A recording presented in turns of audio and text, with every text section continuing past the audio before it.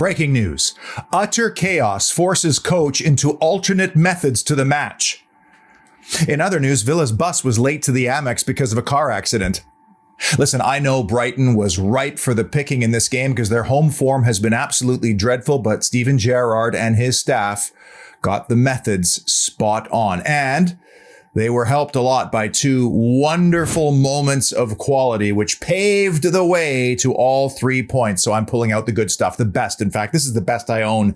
This is Hibiki Japanese whiskey. This is the stuff you pull out when you're celebrating something. So let's reflect and unpack. Brighton and Hove Albion 0, Aston Villa 2.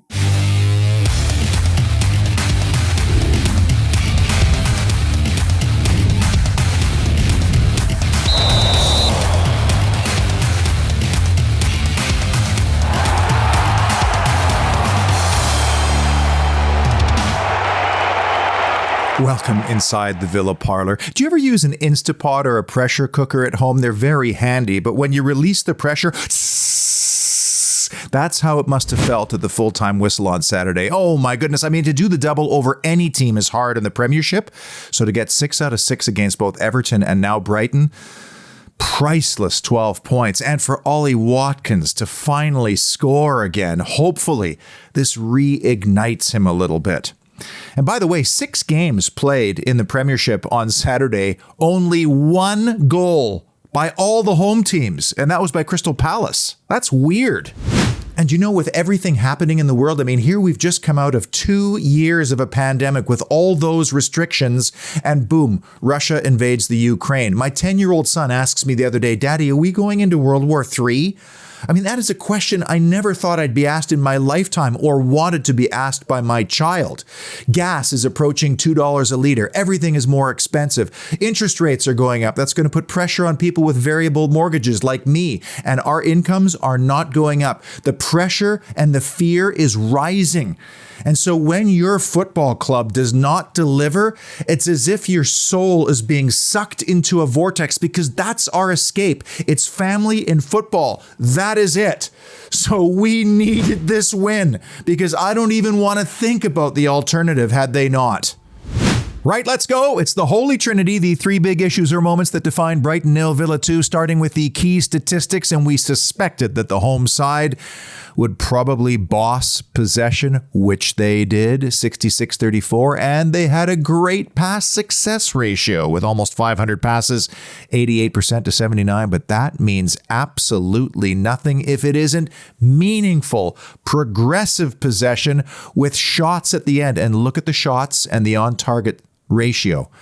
12 attempts at goal, 1 on target, and that was a long-range Neil Mopai shot. Villa, on the other hand, 9 attempts with 4 on target, much, much better than in the past few games. First honorable mention, nice to see little Phil standing over a dead ball in a shooting situation. I mean, maybe perhaps we should think about doing this a little bit more often, seeing as how, I don't know, the little magician has done this a couple of times in his career. Let's keep this in mind, Austin McPhee. Honorable mention, referee John Brooks looked every bit an official who only had 3 Premier League matches under his belt, and I get he was trying to squash the early flare-ups in that game with bookings, but that actually backfired on him. And if you don't think that players and staff look at the appointment when it comes out and go, I don't recognize this geezer, let's take advantage, he's green, he's like a substitute teacher, you're naive, because that's exactly what happens, and it happened in this game. With each and every decision and flare-up, the reaction from the sideline and on the field got more and more animated, more flamboyant. There was more embellishment, even for the minor contact. And that's frustrating to watch. It bogs the game down, and it builds frustration. There were 9 yellow cards in that game. I only think Matty Cash's was stone cold ironclad, but most of the others, my opinion, not having it. Another honorable mention, how about the run Jacob Ramsey makes in and around the 26th minute, which was foiled only by a desperation sliding tackle by Joel Veltman. Otherwise, that would have been one of the goals of the season. And did that kind of remind you of anyone perchance? I mean, the thing about Ramsey is he's a powerful runner, but when you see him standing up against all the other players and his teammates, only Tyrone Mings and Emi Martinez are taller than him, depending on the haircut at the time, of course. So another glimpse into what we are getting here with young JJ, and maybe what we're going to be seeing in the future with Aston Villa and maybe England. Because a little prediction here, I don't think Jacob Ramsey's getting worse over the next couple of seasons. And I have to mention the substitutions too. They were very conservative, and I get they were designed solely to kill that game off. But Steven Gerrard brought on Morgan Sanson, who I didn't think was ever going to play for us again. Last time he played for us, he was giving away the 2-0 goal at home to Manchester United.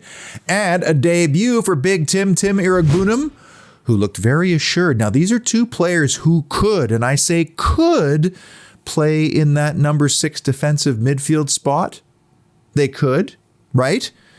And they came on only about 7 minutes after Douglas Luiz really drew the ire of Steven Gerrard after trying to play that crossfield ball in about the 65th minute that was picked off by Lamptey. And then he came back and tried to win the tackle, couldn't, and then went down injured. Well, 7 minutes later, he's dragged.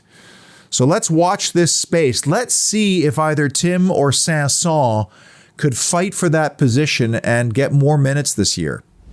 Now, if Villa hadn't won just once in 8 games, then wouldn't this have been the most perfect game to bring on Leon Bailey? I mean, acres of space to run into, 3 at the back, and Brighton pushing for a goal. I mean, he would have feasted, potentially, on those opportunities. But I agree with the approach on Saturday because we needed 3 points more than 3 goals. And when you bring Ashley Young on for Danny Ings, that's to lock things down. And they effectively did that. Big issue or moment number 3. Matty Cash's goal.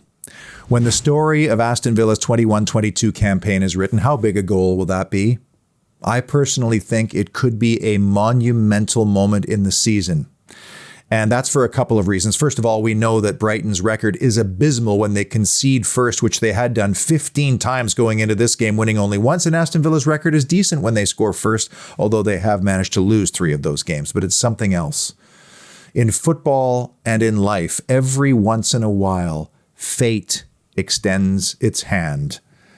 And before the game even kicked off, Matt Cash decided to write on his Under Armour with a Sharpie a message to his friend Thomas, who was stuck in the Ukraine, hoping he would have an opportunity to transmit that message.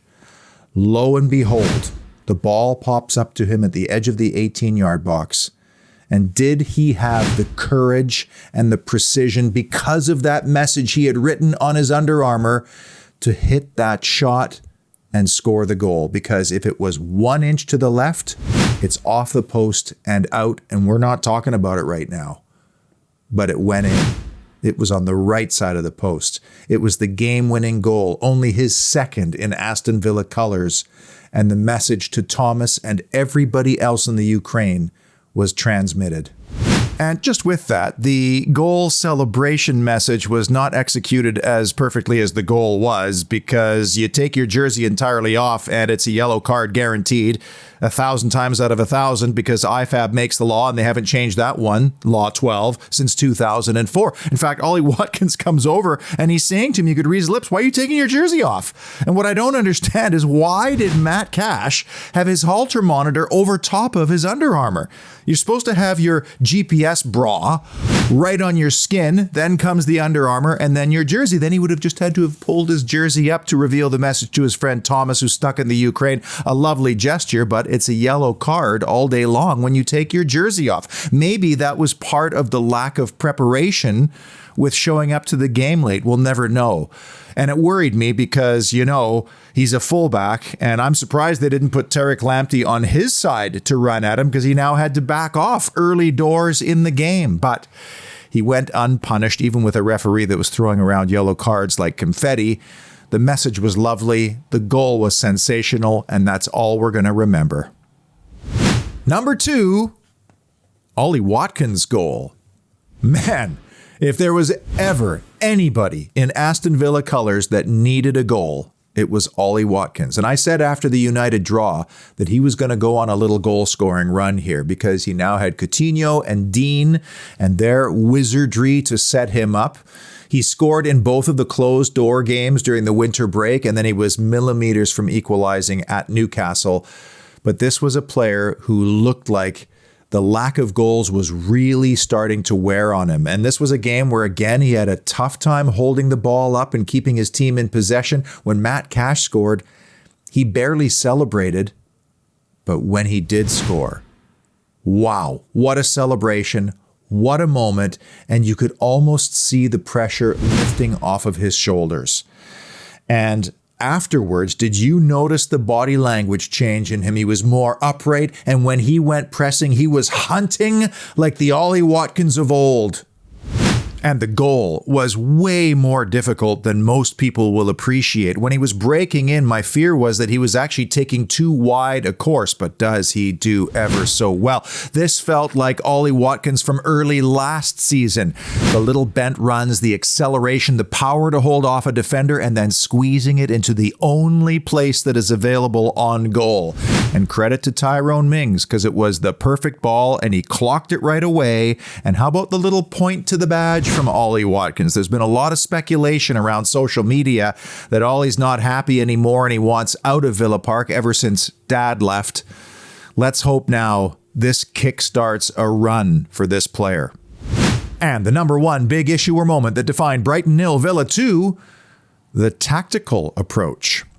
With no Adam Webster, and by the way, if there was one player I would poach from Brighton, it would not be Yves Bissouma, it would be Adam Webster. But without him, it was just Lewis Dunk playing in the middle of a back three, in which case it made sense to play two strikers. And it was, in my eyes, two up front, with Coutinho playing as the 10 in behind them. And the other thing that I noticed in this game, which was different from the last run, was that both fullbacks were not nearly as advanced, which meant that both of the number 8s did not have to play as covering fullbacks, were more infield and looked more like themselves. That was the best game John McGinn has had in quite some time, and Jacob Ramsey also looked a little bit more free to join at times. This was a tactical adjustment that worked. The big shout in this game was leaving Emi Buendia out. I mean, here's one of Aston Villa's best big chance creators and key pass makers, and he's sitting and watching, and I get it. You're playing two strikers. That's the decision. Somebody has to step aside. But that's going to create an interesting conundrum heading to Southampton, Danny Ings' former team, and whether Buendia comes straight back in again. I have to admit that I forgot Danny Ings was even playing in this game. That's how ineffective he was. In fact, both strikers were very, very poor in holding the ball up and keeping possession. They only won 6 out of 15 ground duels, and that's one of the jobs, keeping your team in possession. But when you win the game, you justify your selections. Full stop. They won this game. It was the right decision. Oh, and it's so much easier to do the updated subcategories after a victory, which improves in a couple of areas, including the away performance, 15 now out of 39 possible points away from Villa Park. Ollie Watkins off the schneid, 6 goals, 10 for the combined, and a 7th clean sheet for Emi Martinez. Brighton and Hove Albion are one of those clubs that Aston Villa really needs to pass by in the table. And based on recent form, that looks like a distinct possibility. And then we have a Southampton side coming to Villa Park next weekend that is just 5 points ahead of Villa with some wind in the villains' sails. Who knows, maybe we can narrow that gap against Saints down to just 2 points. But until that time, we need to savor this victory. Oh, we need to savor it. We also need to send our thoughts to the Ukraine. And as always, up the mighty Villa.